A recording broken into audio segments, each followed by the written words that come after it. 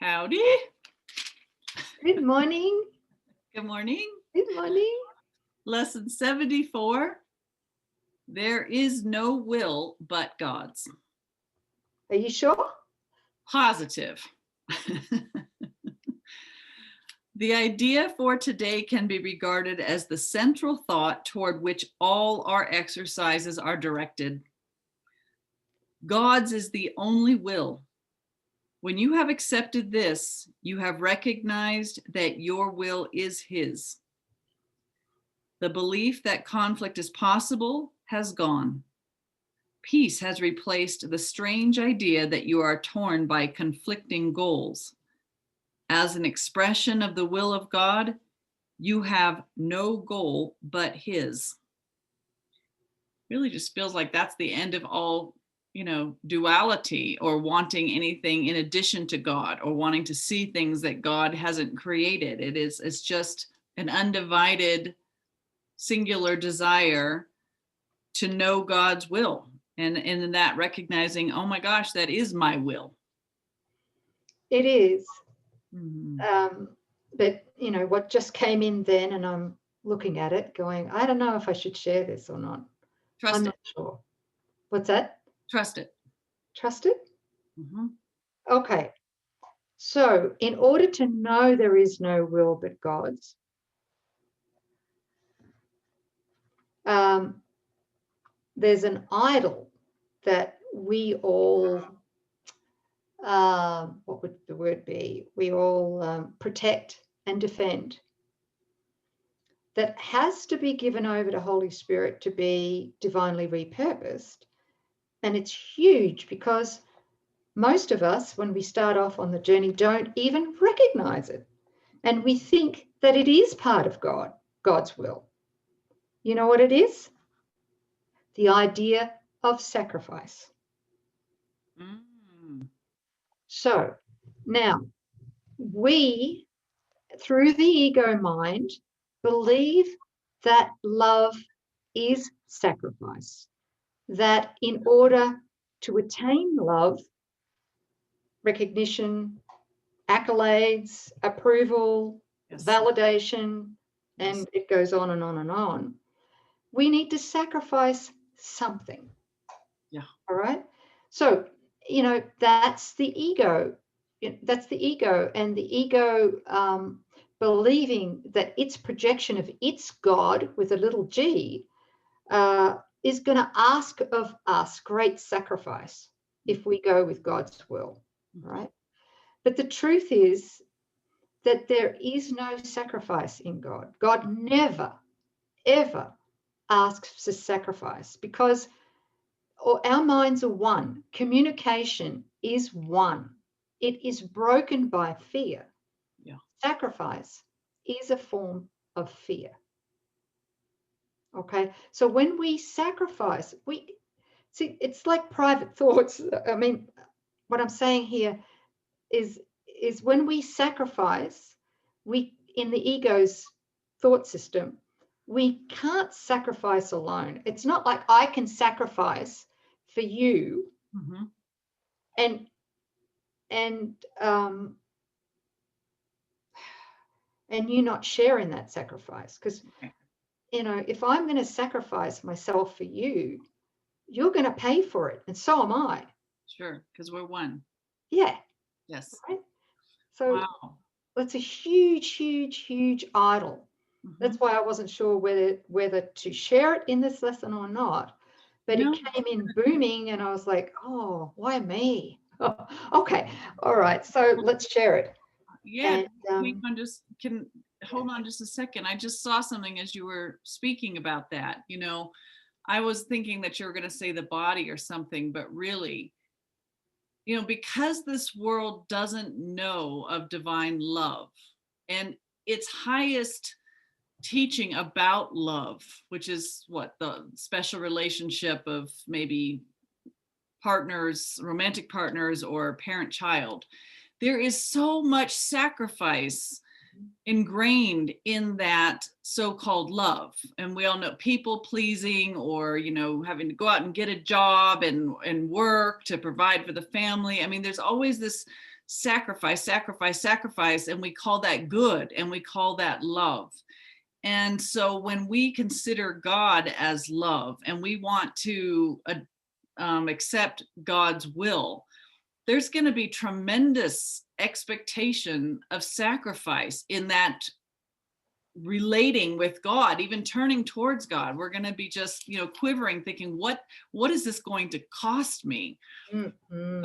But the world doesn't know the kind of love that loves lavishly with no expectations. There is no sacrifice in God, and we have no idea what that means.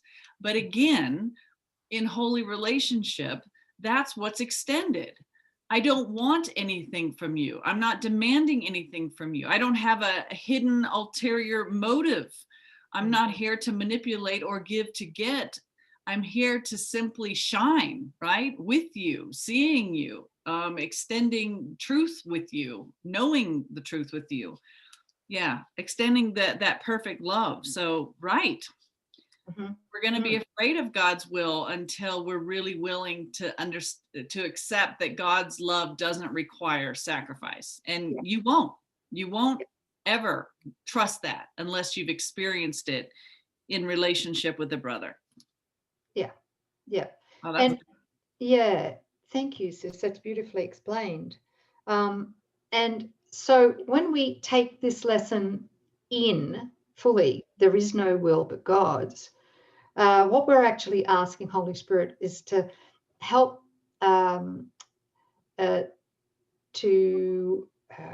what's a word for it? To unearth the areas that we've been falsely sacrificing in order to gain what we thought was love. Yeah. Right. So this, and I bring this up because now a memory's just come in, which is around this lesson, maybe, I'm not quite sure, but vaguely around this lesson, I was in quite a toxic relationship back then. And mind you, it healed and became a holy relationship, which is totally miraculous. But back then in the early days, the whole idea of sacrifice around this lesson, that came up for me. And I got to see in my relationship with my significant other how much I was sacrificing. And Holy Spirit in my mind was showing me all these areas, like I was cooking 7 nights a week. I was doing things that I was not happy with in the relationship.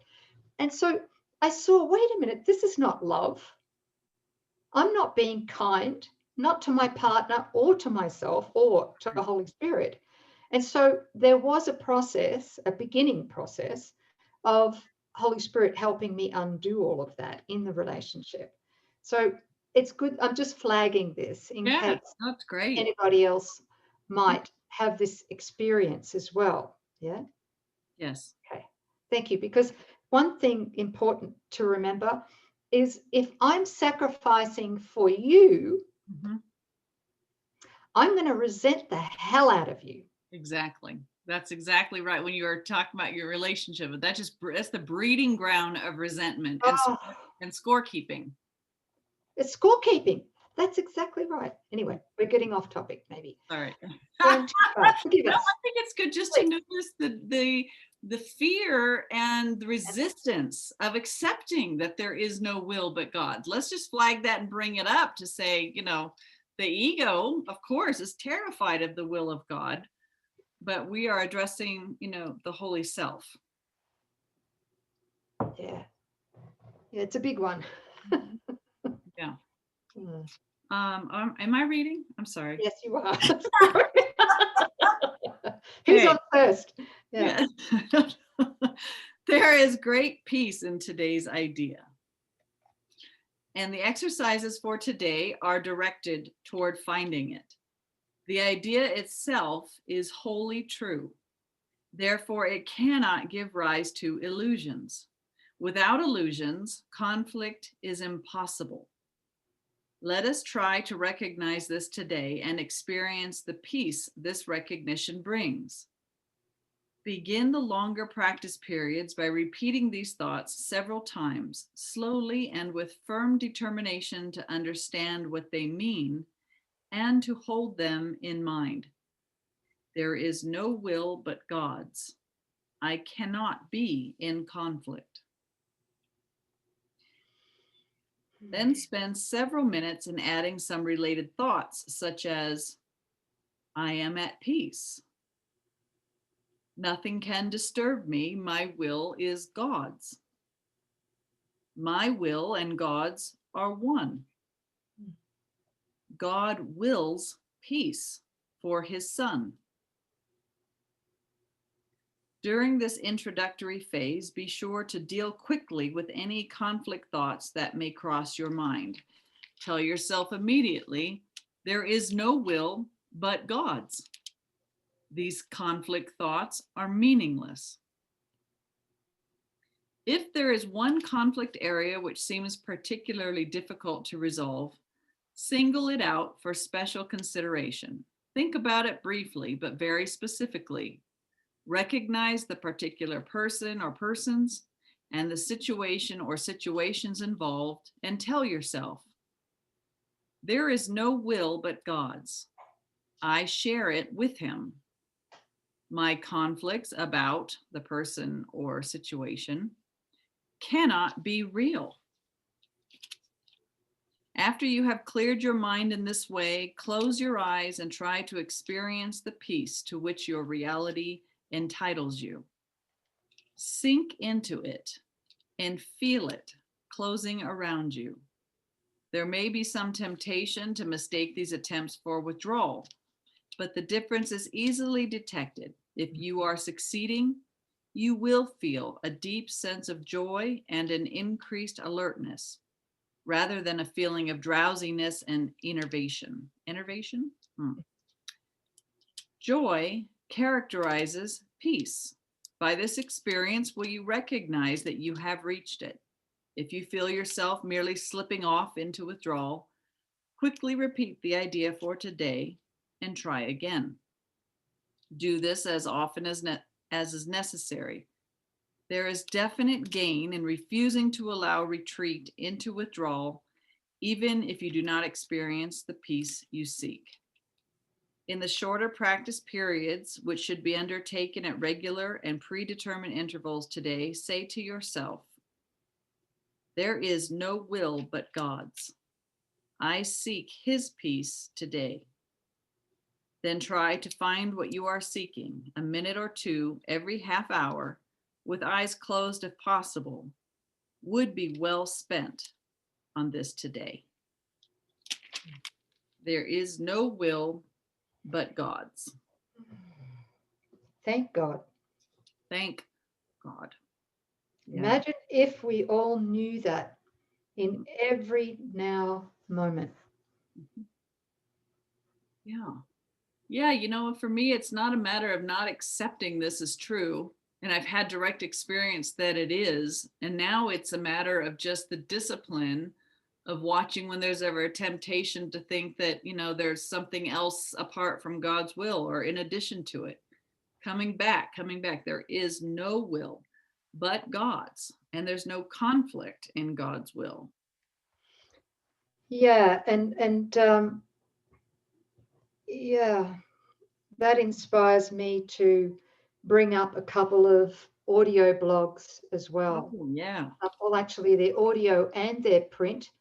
And I think in the first one, there's a very, very helpful diagram.